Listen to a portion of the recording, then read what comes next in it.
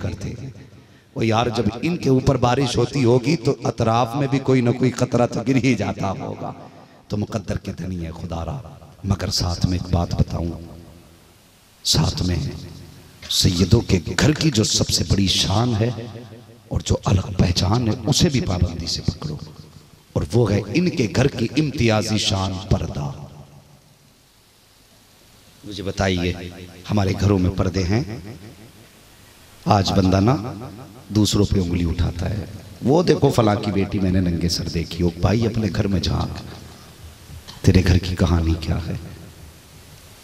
कल की जिंदगी में और आज की जिंदगी में कितना बड़ा फर्क है।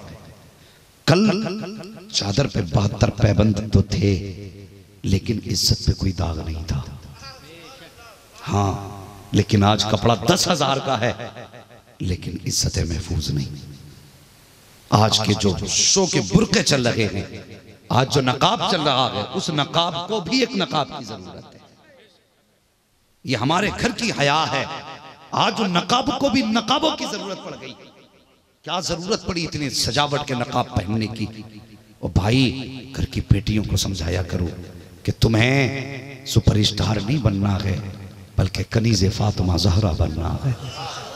कनीज़े फातिमा ज़हरा बनना है, ये असले जिंदगी है। खुदा की कसम, नबी की बेटी की जिंदगी देख। तेरी मेरी बेटी कोई मजदूर की बेटी है, कोई बिजनेसमैन की बेटी है, कोई ताजिर की बेटी है, कोई प्रधान की बेटी है, कोई इमाम की बेटी है, कोई हाफिज की बेटी है, कोई कारी की बेटी है। हम में कोई भी बेटी किसी वली की बेटी नहीं। और देख नबी की बेटी की शान देख, हुजूर की बेटी की शान देख। हजरत फातिमा की बात छोड़ो, सैयदा ज़ैनब की एक बात याद आ गई। अगर हर बेटी अल्लाह अकबर के नारे लगाने लग जाए, खुदा की कसम पूरी दुनिया के अंदर इनकलाब आ जाएगा, इनकलाब आ जाएगा। आज हम कहाँ गए हैं? गौर से सुनना मेरी बात, बड़ी कड़वी बात कहने लगा हूँ। कमेटी वालों तवज्जो करना, तुमने मुझे बहुत दूर से बुलाया, बड़ी मेहनत से बुलाया, लेकिन एक सबक मेरा याद कर लेना, एक सबक याद कर लेना। आज जो घर की बेटियां अपने बाप के माथे पे काली पोतती हैं ना, उसके जिम्मेदार हम हैं। हाँ, उसके जिम्मेदार हम हैं। और जिम्मेदार कैसे हैं सुने। आज किसी भी बंदे के साथ घर की बेटी को भेज दिया जाता है, और जब कहा जाए ना आपकी बेटी फला अजनबी के साथ, कहने लगी नहीं वो हमारा बड़ा करीबी है, बिल्कुल बेटे की तरह घर में रहता है। ये कह के मौलवी को चुप करा दिया जाता है, बेटे की तरह रहता ना। ओ भाई इस्लाम को समझ, इस्लाम को समझ।